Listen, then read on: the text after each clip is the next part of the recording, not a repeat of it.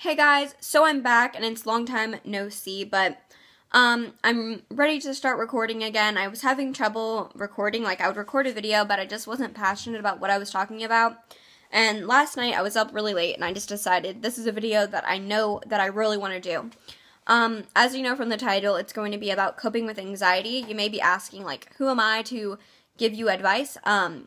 Even though I'm young, I have been to a lot of different doctors, and I have been lucky enough to have a lot of resources and learn a lot from other people about what helps me, and just tips for other people. So even though I'm not a doctor or anything like that, I think I do have some tips that can be beneficial for a lot of people. So I'm just going to put myself out there and do it. This is making me pretty vulnerable, so please be respectful if you do decide to comment. Just be nice, and if you're mean, I'll delete your comment anyway. But, so let's go ahead and jump forward, because I've recorded this so many times, and it's been a rough day recording. So, sorry about the lighting, too, because it's super bright out, so it's kind of just washing the color out randomly, making things yellow, who knows. But, let's jump in. So, the first thing that I think will really help people to learn how to cope with anxiety is figuring out what are triggering situations for you, what are triggering places for you, what commonly makes you anxious, and what are some things that you can do to avoid making yourself anxious. I know that can be kind of difficult to think of, and some people, including me, will just randomly get anxious in just random situations that don't particularly have any, like, high-strung kind of situation going on. So, but if there are some situations, I think it's helpful to just kind of think about that. For me, some situations that make me anxious and some places that make me anxious are situations are when I'm behind from things. When I am sick makes me anxious. When I'm kind of in a situation where I can't leave. When I'm around people that I don't know, but they all know each other. I have some weird situations that make me anxious, but that's what it is. And some places that make me anxious are at school. Sometimes the gym makes me anxious, even though that is a coping place for me. Like, that's a place that helps me. At the same time, it does make me anxious sometimes. So, there's just different situations that make me anxious. So, I keep that in mind, and I keep in mind how I can go about making it easier for me to get through different situations. Like, making sure that I plan everything out with my school so I know that I get it done on time. That's things that are helpful for me. So the second thing, if I look down, by the way, I'm looking at my notes. So the second thing is to take a look at a coping skills list. I have one right here that I'll share with you guys. It is 100 coping skills. I'm going to try and link this exact one below, but if I can't find it, I'll link one that's similar. I feel like any ideas are better than none, because it's kind of helpful to have some fresh ideas to look at, because it can be kind of hard to think of things sometimes. So I highlighted the ones that I'm willing to try or that I'm already currently using and I know that work for me, just so if I ever want to take a look at this, or if I'm ever having a hard day and I just don't want to do certain things that I normally do, I can kind of switch it up and look at some different ideas.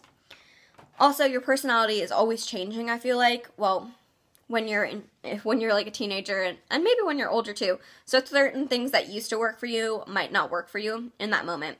So after doing that, I kind of create my own two little cheat sheets where I can write down like 5 to 10 coping skills that I can use, 5 to 10 for when I'm out in public, and 5 to 10 for when I'm at home.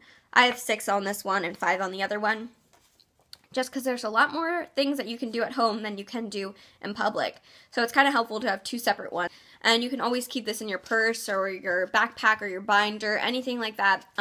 Keep them with you so you can take a look at them and just like have something easy to refer to. So I think this is a great idea. I'm going to share with you guys a little bit of what's on mine. And I'll also share with you like 5 just random things on here that don't really fit with my personality or what works for me, but might fit for you. I think that's what's really helpful about this, is it kind of accommodates many different personalities, and I think that's helpful because for some people, being alone is more helpful for them, and for other people, being around people is helpful, and for some, being, more spiritual is helpful for them. A lot of people have different personalities and different things that work for them, so I'll make sure to read a few off this. But if you want to know mine, just for some ideas, for me, when I'm at home, I like to do my makeup, I like to watch a movie, I like to do a face mask, take a bubble bath, or a hot shower, go out for a drive, or cook. These are just things that help me feel better and help me relax, and I think are calming and fun. And then for when I'm in public, I can't do really any of those when I'm in public, so when I'm in public, I like to rip paper, just like small pieces of paper I'll just kind of peel at, doodle or draw on pieces of paper, do some deep breathing, which I know can kind of seem awkward. Like, you don't want to sit in the middle of a public situation and just be like, like, it's just awkward. But you can always just take a walk out of a room and, or go to the bathroom and be by yourself and do it really quickly. The next would be for me to put on soothing lotion. I always keep around a lotion or a body spray that I think kind of soothes me, and a scent that just kind of calms me down. And then the next is to make conversation with people. That kind of helps me distract myself from my feelings, which can be helpful at times. Keep in mind those might not work for you, but I'm going to read off a few different ones here. Some of them is take a 30-minute nap. That does work for me too. Alphabetize your books. That's something that would never be helpful for me, but it might be helpful for some people. Or to read a good book. Pray or read the Bible. Hug a pillow, write letters or emails. Knit, have a pillow fight with your wall. Reorganize your room. Go to the zoo. Just a bunch of different things that you can take a look at. Sort through your photographs. Look at your favorite pictures. Write a song. Pace in a hallway. These are a ton of different ideas, and I'll make sure to link this down below or something similar along those lines. So I think it's really helpful to create your little cheat sheets that you can have around you just so you have something to turn to at all times. In this video also, I'm not going to push any sort of medical or doctor kind of situation on you because I know that everyone has their own belief. The next is to take a pause and take 3 deep breaths. I think that's the best thing to do in any situation when you notice your anxiety is coming down, just to take a few deep breaths and remind yourself, like, you're okay. Everything's okay. The situation is okay. You are okay. Calm yourself down and just let yourself to kind of relax, and then figure out what is the best next step from looking at your coping skills or anything like that. And then the other one is to meditate, create a happy place, that kind of thing. That's something that works for me. This is one that kind of comes off really corny, I know, and a lot of people wouldn't really be interested in doing this, but I figured I should share it anyway because I think that it is really helpful. Creating your happy place, some things that you should create in your happy place, or at least I think is a good idea, is to pay attention to your senses. You know, your sight, the sounds, the smells, the taste you can even focus on. And really think of things along those lines that soothe you. Like, what is just the ultimate place that would soothe you down? If it's maybe your favorite place that you've actually been to, like maybe the beach, or maybe the forest, maybe the jungle, maybe, you know, just anywhere. What is a scent that you like to smell? Maybe it's fresh air, maybe it's salt water, you know, just tons of different things. Maybe it's scent of flowers. And just really keep all of those senses in mind and focus on that and have comforting things in that place, and you can just close your mind, take deep breaths, take yourself there for a little while, and relax.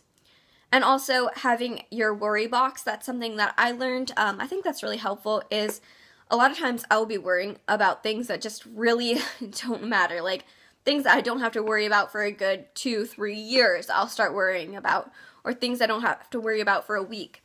And I'll just kind of take myself and calm myself down, and in my happy place I have just this box. And you can just make it whatever kind of box you want, and just compartmentalize all of those worries into that box that don't matter for that moment.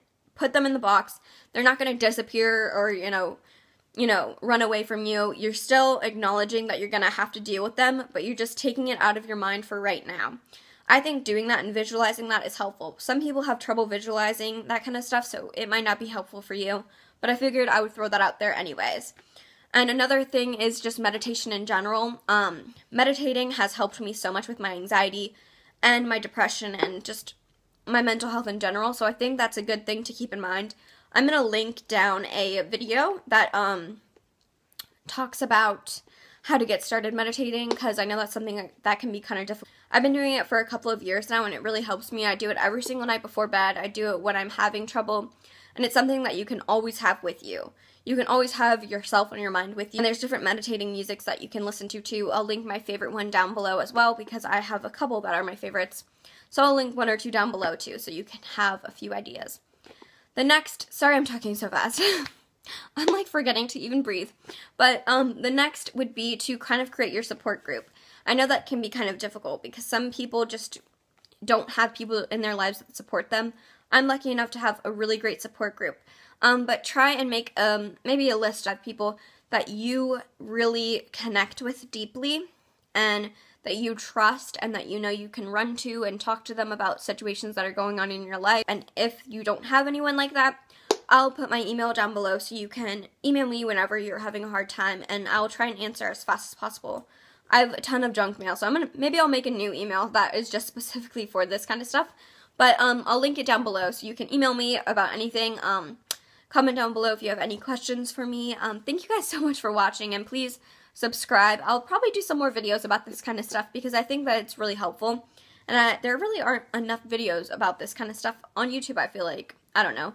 Maybe I'm just not searching well, but I love you guys so much. Thanks for watching, and have an amazing day. I hope that you learned a few tips from this video.